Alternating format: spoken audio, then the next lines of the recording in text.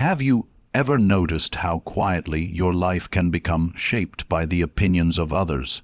How every choice, from the clothes you wear to the way you speak, begins to bend under invisible weight?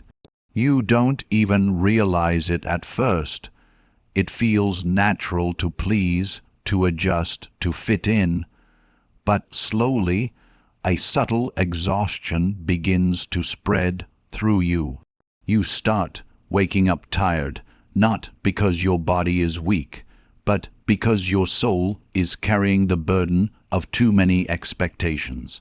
You begin to live not as yourself, but as a reflection, a mirror crafted by countless eyes. Your life becomes a silent performance. You speak carefully, afraid of judgment. You chase goals that don't belong to you. You smile when you don't mean it. And you call it kindness, you call it love, you call it being a good person. But somewhere inside, something aches.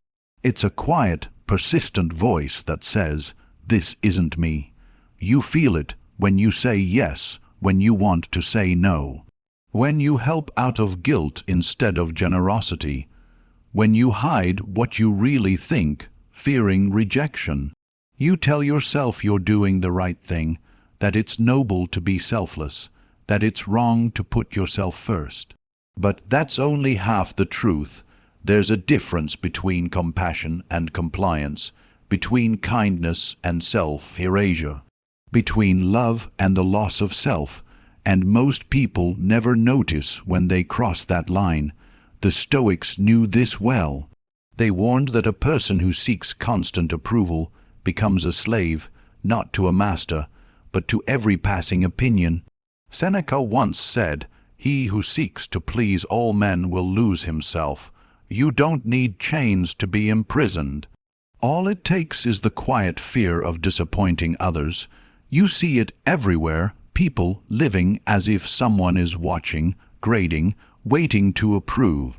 A young man pretending to be confident because weakness feels forbidden. A woman smiling through exhaustion because she fears being called selfish. A friend agreeing to every plan, though his heart longs for solitude, and you've probably done the same.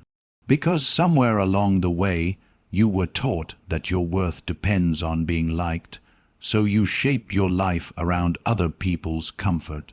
You build your schedule around their needs, you bury your dreams so you can be what they expect.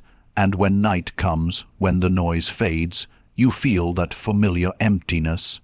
It's not sadness, it's not depression, it's the quiet sorrow of living a life that isn't truly yours. But here's the truth you've probably sensed deep down: no one will ever live your life for you. No one will feel the regret that's yours. No one will walk through your final moments and say, "At least others approved." In the end, you are left with yourself, and the question of whether you were ever truly you. We live in a world that glorifies validation, likes, followers, compliments, all tiny doses of approval that keep the ego hungry. And yet, no matter how much of it you consume, it never fills the hollow space inside, because external approval is a moving target. The more you chase it, the more it slips away. The Stoics would call this the disease of the mind, to depend on what is not within your control. You cannot control what others think, what they say, or how they judge. You can only control what you do and why you do it. The moment you begin to live for yourself, not selfishly, but sincerely, is the moment life becomes light again. You stop performing, you start existing, you stop trying to be understood, and you start understanding yourself. But before you reach that peace, you must pass through the hardest truth of all. You have been living for others for so long that you've forgotten who you are without them. So the question becomes, who are you when no one is watching? What would you do if no one ever knew you did it? What would you choose? if judgment didn't exist, because that is where your true self lives, in the silence beyond expectation. And if you listen closely enough, you might still hear it calling. There is a simple truth the Stoics repeated again and again: freedom is not found in the world. It is found within the mind. You can live in a palace and still be enslaved. You can walk alone in the mountains and still be chained to opinions that haunt you. Because slavery does not always wear iron, sometimes it wears approval. Epictetus, who was born a slave, understood this better than anyone. He said, "No man is free who is not master of himself." It was never about external chains. It was about the quiet dependence that grows when you hand your peace to the approval of others. You were not meant to be a reflection of 1,000 mirrors. You were meant to be a flame, steady, silent, burning from within. The Stoics taught that the most dangerous prison is the one you decorate. You call it politeness. You call it harmony. But what it really becomes is submission to the noise of the crowd, and the more you bend, the more you disappear.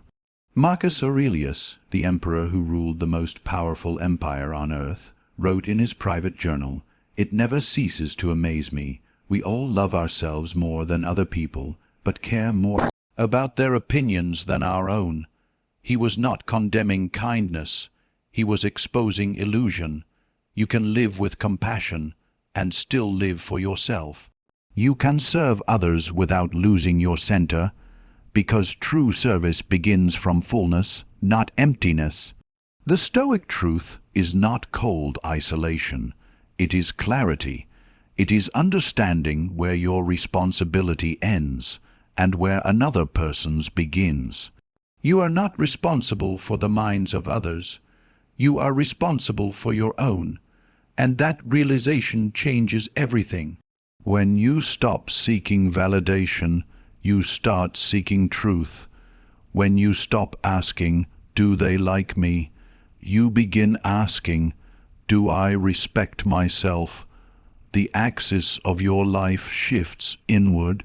Your actions are no longer reactions. They become expressions of who you truly are. Modern life has forgotten this. You live in a digital amphitheater, a world of constant performance.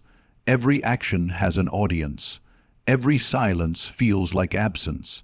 You are taught to broadcast instead of to be, to share instead of to understand, to look outward for proof that you matter. But the Stoic path is the opposite. It calls you back into yourself, not to escape the world, but to stand in it with unshakable composure. When you live for others, your emotions rise and fall like the sea under their moods. You are calm when they approve, anxious when they don't.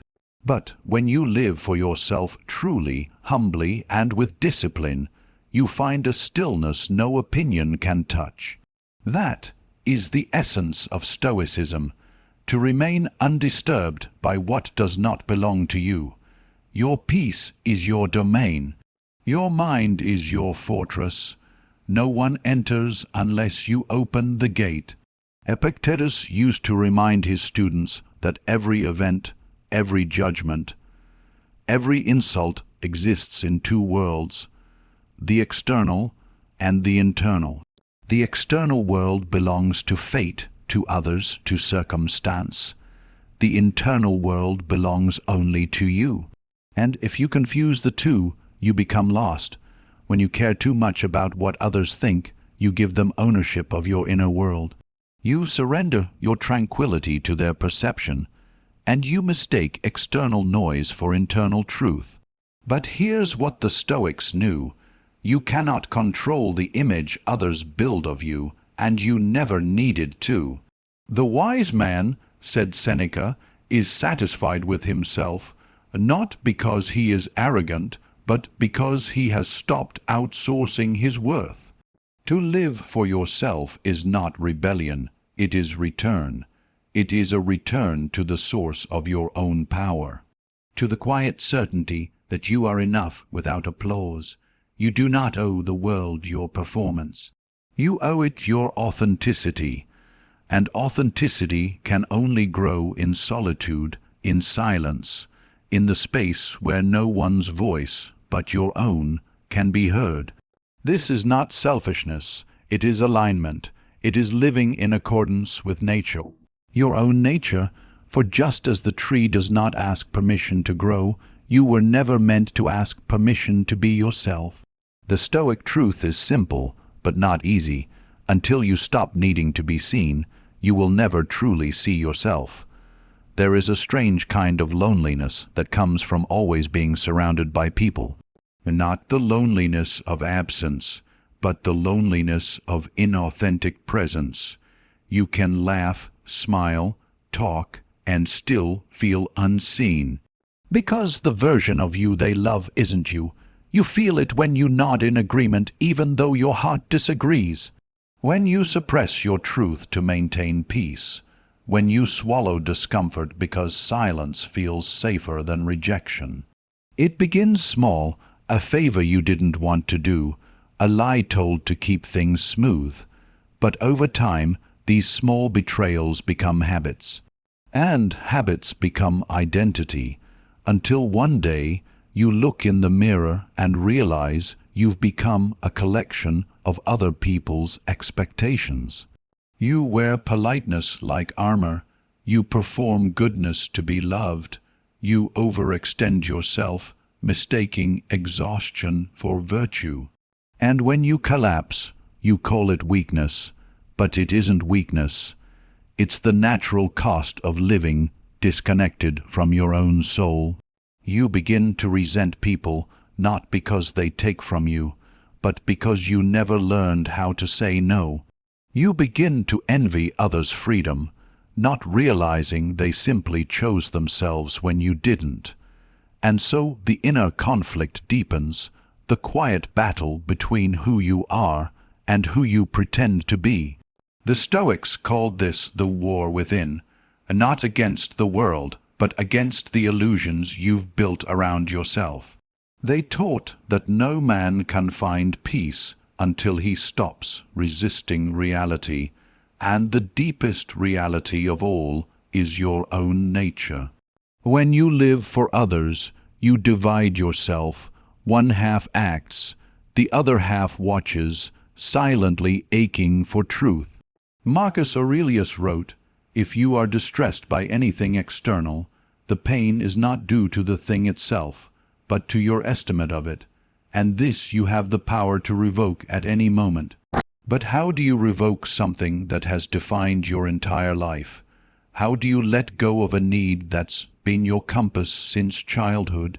From a young age, you were rewarded for compliance. When you obeyed, you were praised. When you expressed yourself too boldly, you were corrected. And so, you learned that love was something earned through approval, not given through presence. That lesson followed you. It shaped how you worked, how you loved, how you existed. You became addicted to validation because it felt like survival. But here is the quiet tragedy. Every time you bend to please others, you teach your mind that your truth doesn't matter. Every time you silence yourself, you confirm that your voice is dangerous, and soon your own mind stops trusting you. You wake up each day feeling restless, uncertain, lost not because life is cruel, but because you've been living in contradiction. The soul cannot thrive in falsehood. It withers under the weight of constant compromise. You begin to notice the small signs: anxiety in social situations, guilt when resting, fear of disappointing people who would forget you if you disappeared. It's not that you hate others. It's that you've forgotten how to coexist without dissolving into them. There's a subtle addiction in being needed. It gives you purpose. It feeds your sense of worth. But that kind of purpose is fragile because it depends on being chosen. And the moment you're not, you crumble, The Stoics warned against this dependency. They saw how easily humans trade inner peace for fleeting validation. Epictetus said, "When you are offended at any man's fault, turn to yourself and study your own failings. Then you will forget your anger." In modern terms, it means every time you feel neglected, return inward, ask yourself, why do I need their approval to feel whole? Why do I give away my peace so easily? The conflict isn't between you and others. It's between your ego and your essence. The ego wants to be loved, admired, seen. The essence only wants to be free. And this war is exhausting, because part of you knows that the more you please others, the less you respect yourself. But the moment you stop, you fear rejection, loneliness, and guilt. You stand between two prisons, one built by others' opinions, and one built by your fear of standing alone. This is where most people remain stuck, not because they don't know what's right, but because they're afraid to pay the price of freedom. The Stoics didn't sugarcoat that truth. They understood that to live freely, you must be willing to disappoint. You must accept being misunderstood. You must be content with silence, even when it feels like loss. And so the question returns, how long will you keep performing for an audience that isn't watching? How long will you keep sacrificing your truth for temporary comfort? Because deep down, you already know peace doesn't come from being loved by everyone. It comes from no longer needing to be. There comes a quiet morning when you can no longer lie to yourself. You wake up, and something inside you refuses to play along. The pretending feels heavier than the truth. The smile no longer fits your face. The approval no longer feels like reward. It feels like a cage.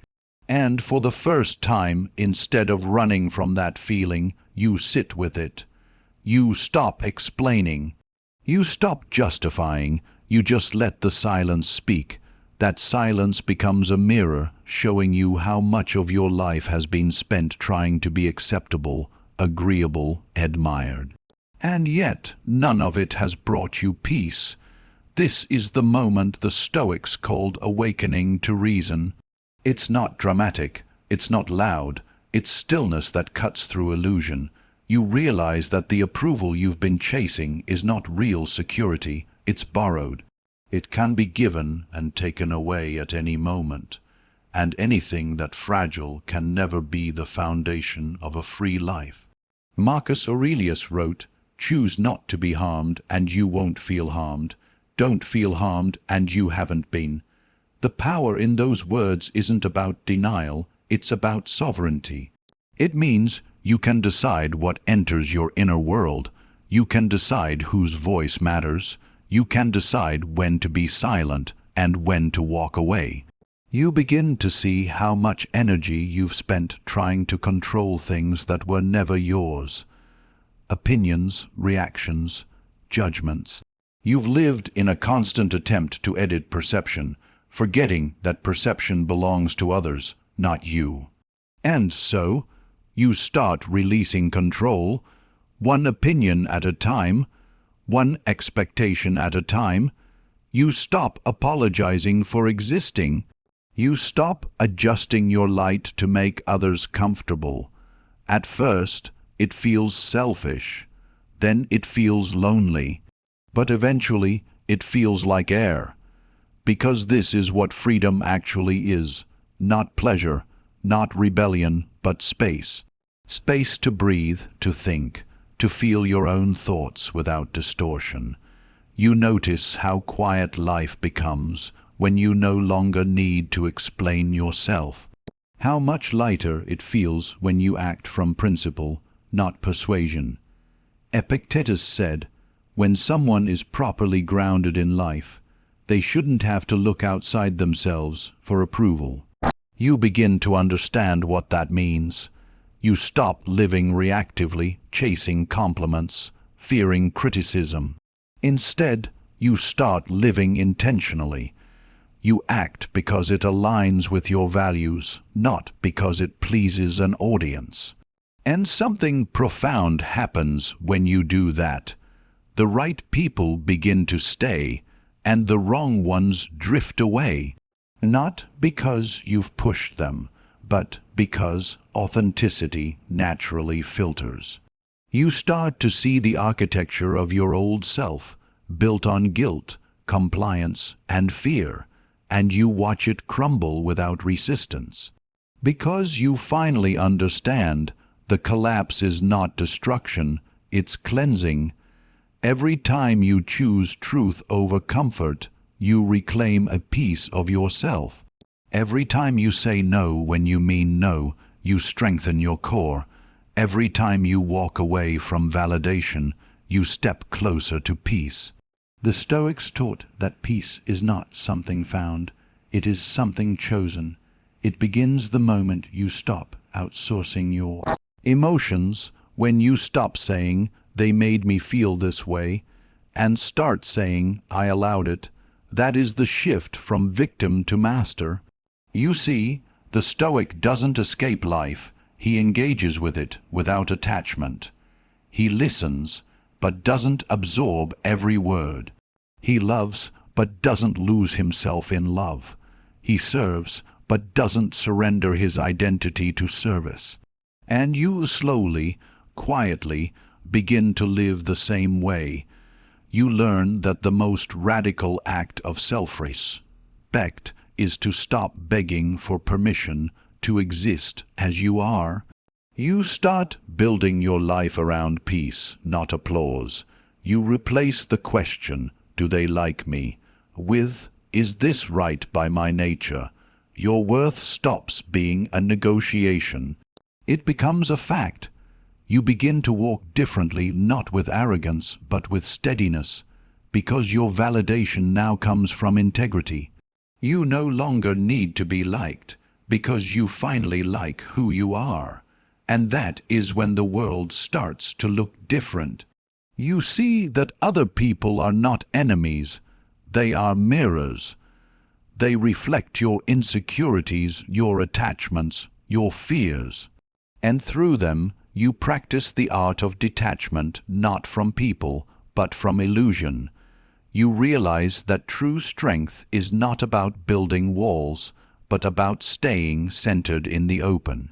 To be among people, yet free from dependence on their approval, that is the Stoic's quiet victory. The turning point is not about becoming someone new. It's about coming home to the self you abandoned. And when you finally meet that self again, it feels like remembering your own name after years of forgetting. Freedom is not a single realization, it's a daily practice. It's not found in grand moments of rebellion, but in quiet moments of discipline. In the 1,000 small decisions where you choose truth over comfort, peace over performance, authenticity over approval. The Stoics never sought dramatic transformation. They sought steady alignment to live each day with reason, calm, and inner order. And this is where the practice begins. You start small. You wake up and sit in silence before the world fills your mind. You breathe and remind yourself, "I do not control what others think.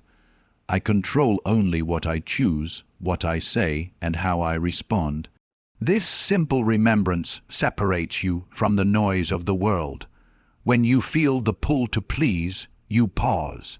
You ask yourself, "Am I acting from integrity or insecurity?" This question becomes a compass.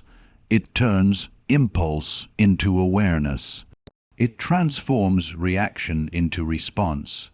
The Stoics taught that self-control is the foundation of freedom, because every time you act without clarity, you give away your power.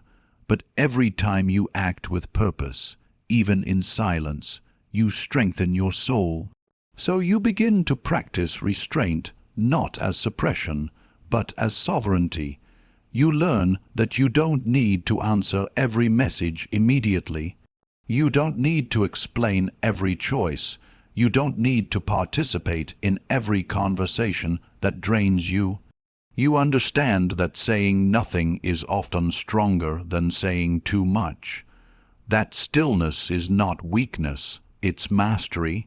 Epictetus said, "If you want to improve, be content to be thought foolish and stupid." It's a harsh line, but it holds immense truth.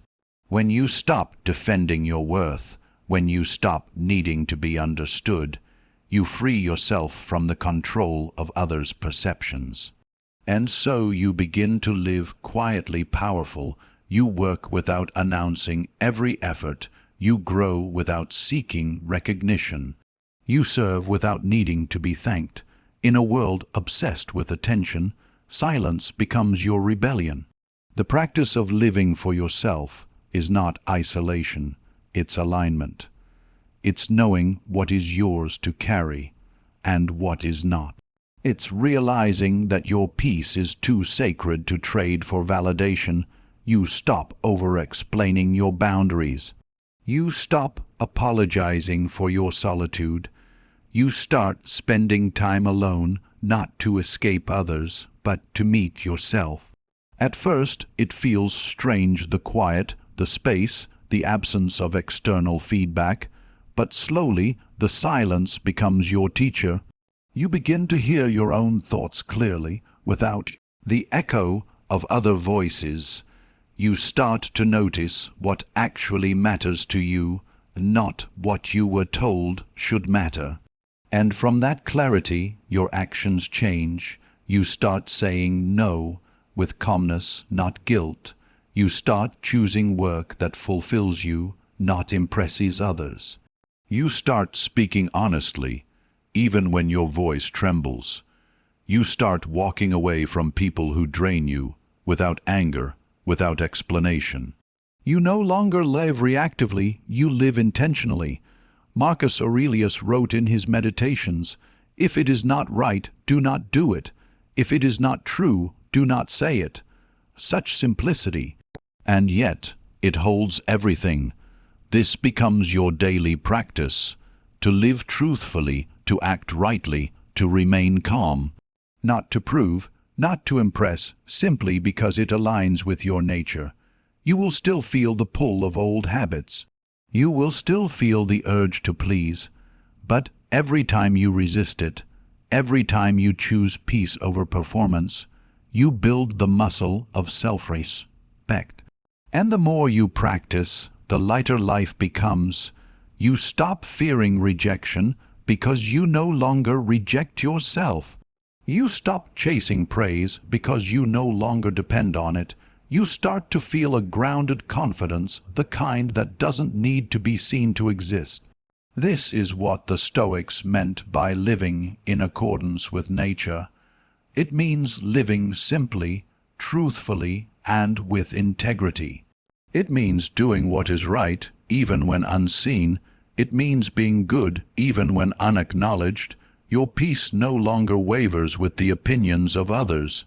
It stands firm because it's built on something immovable, your character. And that is the real secret. You don't find strength by trying to be strong. You find strength by becoming honest, by living as you are without disguise, without dependency. So each day you practice, not to become perfect, but to become consistent, because peace is not achieved once, it is protected daily. You wake up and remind yourself, today I will not perform, I will live. Today I will not chase approval, I will choose truth. Today I will not seek to be seen, I will seek to see clearly. And in that quiet repetition, the mind begins to change. The need for validation fades, the addiction to approval dissolves, and what remains is peace. In the end, life becomes very simple. You learn that peace doesn't come from being understood, it comes from understanding yourself. You realize that love isn't measured by sacrifice, it's measured by truth. And you discover that the freedom you've been chasing has been quietly waiting within you all along. When you stop living for others, the world doesn't disappear. It just becomes clearer. The noise fades. The chaos settles. You begin to see people as they are, not as judges, but as fellow travelers, each lost in their own search for approval. You stop needing to impress them because you finally see the futility in it. No one is watching as closely as you think. No one's opinion is as permanent as it feels. Everyone is too busy wrestling with their own fears, their own masks, their own longing to be accepted. So you forgive them, and you forgive yourself for the years spent pretending, performing, and pleasing.